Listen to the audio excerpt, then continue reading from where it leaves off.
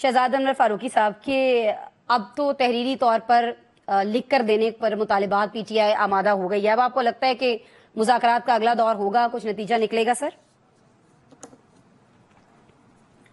बिस्मिल्लाहिर्रहमानिर्रहीम। बहुत शुक्रिया आसमा। और चूंकि आज प्रोग्राम का आगाज आपने मुझसे किया है तो मैं थोड़ी सी तारीफ कर दूं कि आप तमाम लोग इस वक्त जो स्क्रीन पर मौजूद हैं बहुत खूबसूरत दिख रहे हैं। क्या बात। और आप लोगों का थोड़ा थोड़ा जो अक्स मुझ पे पड़ रहा है उसकी वजह से थोड़ा सा मैं भी खूबसूरत दिख रहा हूँ। क्या बात। तो बहरहाल आसमा बीबी आप नंबर ले गई हैं, चूंकि हम सारे लोग जो हैं वो तो बहरहाल आपके सामने फीके ही रहेंगे।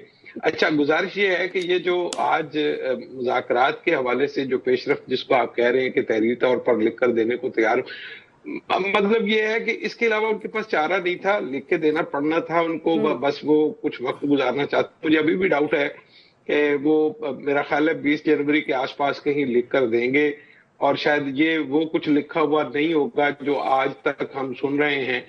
और मेरा तो मानना यही था कि अभी मुज़ाकरात जो हैं वो आगे चल के कहीं फ्रूटफुल होंगे। अभी मुझे फिलहाल फौरी तौर पर तो उस तरह से कोई चीज नजर नहीं आती। अच्छा। लेकिन पीटीआई की तरफ से अगर हम उनकी जगह पे खुद को रख के देखें तो मुझे लगता ये है कि उनको बहरहाल इस प्रोसेस को आगे लेके जाना है। उनके पास फिलहाल और कोई रास्ता है नहीं। जब तक उनको कोई और रास्ता सूझेगा नहीं, कोई रास्ता कोई इम्कान उनको नजर नहीं आएगा, तब तक वो इस रास्ते पर चलते रहेंगे। हाँ, साथ तो साथ सारी डिमांड्स मानते रहेंगे शहजाद साहब इस रास्ते पे चलते हुए?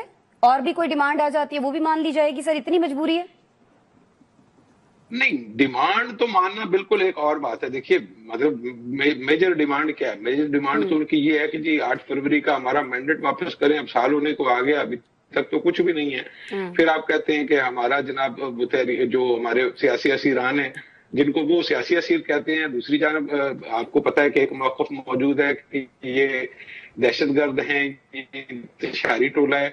तो इसके दरमियान में ये दोनों दो इंतहाएं हैं। अब इनके दरमियान में कहीं पे जाके कोई रास्ता कब निकलेगा, कैसे निकलेगा, तो उसके लिए हमें हालात के जबर का इंतजार करना पड़ेगा। क्योंकि दोनों फ्रीकैन अपनी अपनी इंतहा पर खड़े हैं, इसके दरमियान में आने को वो तैयार नहीं है। तो हालात का जबर ही एक ऐसी चीज है जो आपको कोई दरमियानी रास्ता निकालने पर मजबूर कर सकता है। बाकी आपने अभी जिक्र किया था इंटरनेट का, तो अभी भी कभी तस्वीर धुंधली हो जाती है, कभी अच्छी हो जाती है। मैं अभी कोई 1 घंटा पहले इंडियन टीवी चैनल के एक प्रोग्राम में था। तो 6 दफा जो है वो मेरा डिस्कनेक्ट हुआ, तो वो मुझे ताने दे रहे थे। मुझे बिलाखिर शर्म आ गई और फिर मुझे भागना पड़ा उस शो से, चूंकि मैं वहां पे जवाब ही नहीं दे पा रहा था।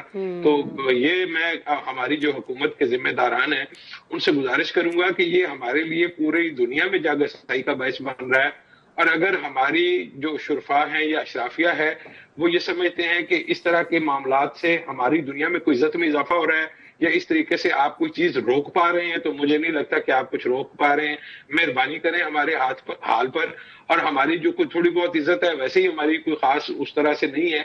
तो अगर कोई थोड़ी बहुत बच गई है तो उसको बचा रहने दें। हम सिर्फ रिक्वेस्ट कर सकते हैं, बाकी जो चाहे आपका उसने करिश्मा साज करे। बिल्कुल, लेकिन देखिए एक करिश्मा तो हो गया ना सर। चेयरमैन पीटीए को ये पता चल गया है कि जी गलत है पाकिस्तान में इंटरनेट को बंद करना।